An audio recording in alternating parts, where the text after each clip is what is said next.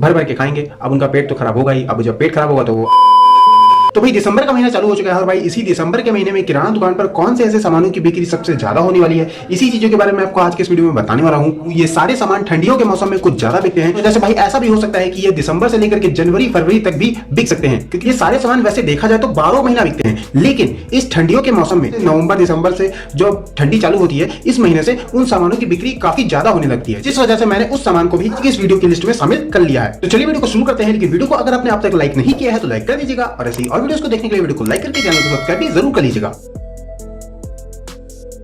जितने भी सामानों की लिस्ट के बारे में मैं आपको बताने वाला हूं, वो सभी सामानों की लिस्ट मैंने अपनी दुकान के एक्सपीरियंस के हिसाब से बनाया है, जिस वजह से भाई क्योंकि भाई जितने भी सामान की लिस्ट मैंने तैयार की है ना, वो सभी सामान मेरे दुकान पर खुद बिकने वाले हैं, मैं आपको वीडियो के माध्यम से बता रहा हूं। भाई सबसे पहले नंबर पर आता है पैम्पर्स। तो भाई अब आप में से काफी सारे लोग ऐसा सोच रहे होंगे कि यार पैम्पर्स तो 12 महीने बिकता है, इसमें क्या नई बात है। तो देखो भाई 12 महीना बिकता है, मैं आपकी बात से सहमत हूं, आपने बिल्कुल सही बोला, लेकिन 12 महीना बिकता है शहर की दुकानों में, ठीक है। यानी कि आप में से काफी सारे लोग होंगे जिनकी शहर में दुकान है, उनकी दुकान पर 12 महीना पैम्पर्स बिका करता है, ठीक है, क्योंकि भाई वहां पे डिमांड ज्यादा रहती है। अब जितने भी लोगों की दुकान गांव में है, गांव में किराना दुकानों पर पैम्पर्स की डिमांड ठंडियों के मौसम में काफी ज्यादा रहती है, लेकिन वहीं अगर देखा जाए तो गर्मियों के मौसम में भी रहती है, लेकिन उतनी ज्यादा नहीं होती। तो इसलिए मैंने पैम्पर्स को भी इस लिस्ट में शामिल किया है। उसके बाद हमारा दूसरे नंबर पर आता है दूध, ठीक है। मैं पैकेट वाले दूध की बात कर रहा हूं, जो कि भाई अगर देखा जाए तो 12 महीना बिकने वाला प्रोडक्ट है, लेकिन भाई मेरी दुकान से दूध जो है वो ठंडियों के सीजन में काफी ज्यादा बिकता है और गर्मियों के सीजन में वैसे ठीक ठाक बिक जाता है, लेकिन कम बिकता है। भाई अभी ठंडियों का मौसम चालू हो चुका है, जिस वजह से भाई मेरे दुकान पर दूध की बिक्री यानी कि दूध की डिमांड काफी ज्यादा रहती है। उसके बाद आता है ब्रेड बन। देखो भाई ब्रेड बन की भी डिमांड मेरे दुकान पर ठंडियों के सीजन में ही सबसे ज्यादा होती है, और भाई अगर आपकी दुकान अगर शहर में है तो आप तो यही बोलोगे कि यार ब्रेड जो है वो तो 12 महीना बिका करता है, जिस वजह से आप इस चीज को नोटिस नहीं किए होंगे। लेकिन भाई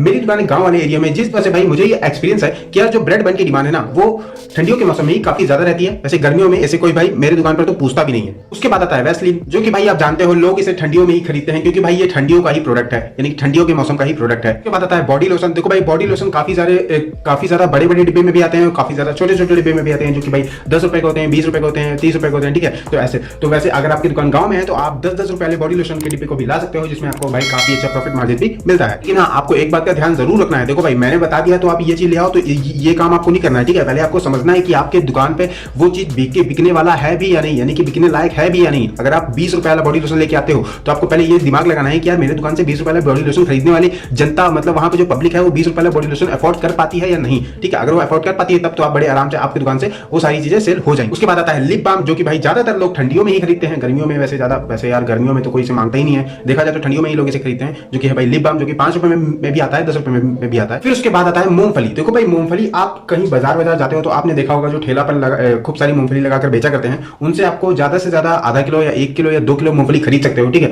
अब हो सकता है वो आपको यार 70-80 रुपए के आसपास ही पड़ेगा, मतलब उससे कम ही पड़ सकता है मूंगफली किलो के भाव में अगर आप लेते हो तो, ठीक है। अब ये खरीदने से आपको फायदा पता कैसे होगा। देखो 70 रुपए किलो के भाव में आपने मूंगफली 1 किलो खरीदी, ठीक है। अब उसे आप लाए अपनी दुकान पर रख के डिब्बे में भर के काउंटर में, मतलब काउंटर के सामने रखिए, ताकि लोगों को दिखे कि हाँ मूंगफली आपकी दुकान पर बिकती है, ठीक है। तो आप जब आप उसे डब्बे में भर के रखोगे तब आपको, अगर देखो भाई आपसे कोई कस्टमर मूंगफली अब ऐसे तो मांगेगा नहीं कि हमको 250 ग्राम मूंगफली दे दो या आधा किलो मूंगफली दे दो, वो आपसे कहेगा हमको 5 रुपए की मूंगफली दे दो या 10 रुपए की दे दो, ठीक है। तो अब आपको 5 रुपए की 50 ग्राम और 10 रुपए की 100 ग्राम इसी हिसाब से बेचना है, जिस वजह से भाई आपकी मूंगफली बिकेगी 100 रुपए किलो के भाव में, ठीक है, जिस वजह से आपको काफी अच्छा प्रॉफिट मार्जिन भी मिलने वाला है। अब देखो भाई आपको अगर लगता है कि आपकी दुकान से मूंगफली बिक जाएगी तो अभी आप लाना, अगर आपको लगता है कि यार मेरी दुकान से मूंगफली नहीं बिकने वाली तो आप नहीं भी ला सकते हो। उसके बाद आता है सिगरेट, जो कि भाई ठंडियों का मौसम है तो ऑब्वियसली सी बात है कि गर्मी पहुंचाने का काम करेगा, जिस वजह से सिगरेट की डिमांड भी काफी ज्यादा रहने वाली है। उसके बाद आता है हेयर कलर। अब यानी कि हेयर कलर को मैंने इस लिस्ट में क्यों शामिल किया, आप ऐसा जरूर सोच रहे होगे, क्योंकि भाई देखो यार ये जो ज्यादातर अगर आप देखोगे तो दिसंबर से लेकर के फरवरी के बीच में जो है शादियों का सीजन काफी ज्यादा रहता है, जिस वजह से भाई लोग शादियों में भी जाएंगे। आप शादियों में जाने से पहले लोग काफी सारी चीजें खरीदते हैं, जिस वजह से भाई लोग हेयर डाई को भी खरीदेंगे अपने बाल को सही करने के लिए, जिस वजह से मैंने